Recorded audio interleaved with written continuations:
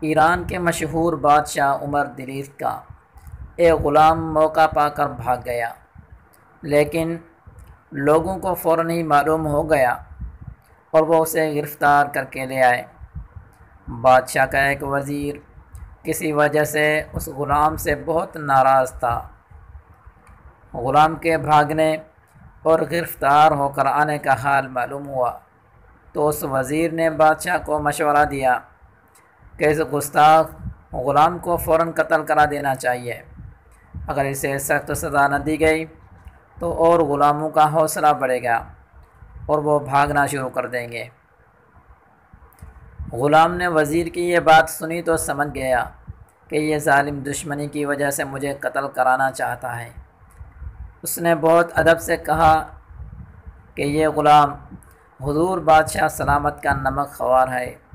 بے شک مجھ سے ایک گناہ ہوا ہے، لیکن میرے دل سے حضور کی خیر خواہی اور محبت کم نہیں ہوئی، اور محبت اور خیر خواہی کی وجہ سے یہ عرض کرنے پر مجبور ہوں کہ مجھے قتل کرا کے حضور میرا خون ناحق اپنے گردن پر نہ لیں۔ ایسا نہ ہو کہ جب قیامت کے دن میرے قتل کے بارے میں پوچھا جائے تو حضور جواب نہ دے سکیں۔ اگر مجھے قتل ہی کرانا چاہتے ہیں تو پہلے اس کا جواز پیدا کر لیں۔ بادشاہ نے سوال کیا، وہ کیسے ہو سکتا ہے؟ غلام فوراً بولا کہ حضور اجازت دیں تو میں اس وزیر کو قتل کر دوں اور پھر اس گناہ میں حضور مجھے قتل کر دیں۔ غلام کی یہ بات سن کر بادشاہ کو ہنسی آ گئی۔ اس نے وزیر کی طرف دیکھ کر کہا، بتا اب تیرا کیا مشورہ ہے؟ وزیر خوف سے کانپتے ہوئے بولا، حضور اس فتنے کو اپنے بزرگوں کے صدقے آزاد ہی کر دیں تو اچھا ہے۔ ایسا نہ ہو یہ سچ مچ مجھے کسی آفت میں پھنسا دے۔ قصور میرا ہی ہے، میں نے عقل مندوں کی یہ بات یاد نہ رکھی۔